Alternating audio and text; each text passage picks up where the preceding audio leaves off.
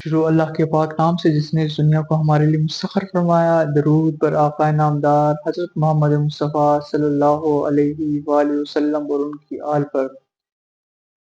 آج ہم تصوف کی دو اہم اصطلاحات یعنی اسم ذات اور اسم صفات پر بات کریں گے۔ یہ دونوں ذکر الہی کے راستے ہیں جو سالک کو روحانی ترقی اور قرب الہی کی طرف لے جاتے ہیں۔ تو آئیں سمجھتے ہیں یہ کیا ہے اور ان کا ذکر کیسے دل کو نور سے منور کرتا ہے۔ تصوف میں اسم ذات اس نام کو کہتے ہیں جو صرف اللہ پاک کی ذات کی دلالت کرتا ہے، یعنی جو نام صرف اللہ کے لیے مخصوص ہو۔ یہ نام ہے اللہ، صرف اللہ نام اللہ پاک کے لیے مخصوص ہے اور اللہ پاک کی ذات کی دلالت کرتا ہے۔ تو یہ تمام صفات الہی کا جامع ہے۔ اللہ نام جو ہے یہ تمام صفات الہی کا جامع ہے۔ اس کا ذکر روح کو سکون دیتا ہے اور دل سے غفلت دور کرتا ہے۔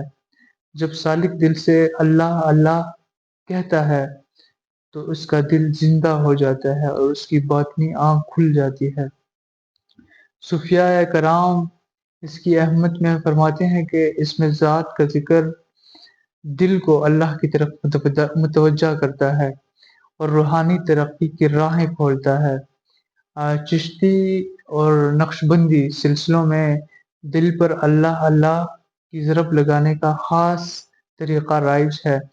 وہ آپ جب ان سلسلوں میں جاتے ہیں، آپ کے رہبر، آپ کے پیر طریقت آپ کو سمجھاتے ہیں۔ اس راستے میں نے آپ کو پہلے بتایا تھا کہ راہ سلوک میں آپ رہنما، پیر طریقت، رہبر کے بغیر نہیں چل سکتے۔ تو یہ طریقے آپ کو ضرب کیسے لگائی جاتی ہے دل پر اللہ کے نام سے، یہ آپ کو آپ کے رہبر بتائیں گے۔ تو اللہ نام سے دل کی دھڑکن کے ساتھ جڑ جاتا ہے۔ یہ نام دل کی دھڑکن کے ساتھ جڑ جاتا ہے، پھر سالک ذکر کرتے کرتے اس مقام تک پہنچ جاتا ہے جہاں دھڑکن سے اللہ اللہ کی صدا سنائی دیتی ہے۔ اور اب آگے سمجھتے ہیں اس میں صفات کیا ہے۔ اس میں صفات وہ نام ہے جو اللہ تعالیٰ کی صفات اور کمالات کو ظاہر کرتے ہیں۔ قرآن حدیث میں اللہ کے 99 نام یعنی اسماء الحسنہ بیان ہوئے ہیں جو سالک کو اللہ کے مختلف صفات کا شعور دیتے ہیں، جیسے کہ الرحمن بہت بڑا مہربان، الرحیم بہت رحم والا، الغفور بخشنے والا، الحکیم بہت حکمت والا، الرزاق رزق دینے والا۔ جیسے کہ دل کی سختی ختم کرنی ہو تو آپ یا رحمان کا ذکر مفید ہے دل کی سختی ختم کرنے کے لیے۔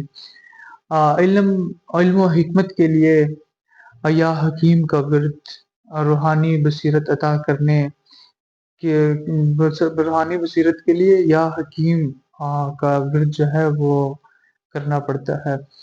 اور رزق کی میں برکت کے لیے یا رزاق کا ذکر تجویز کیا جاتا ہے۔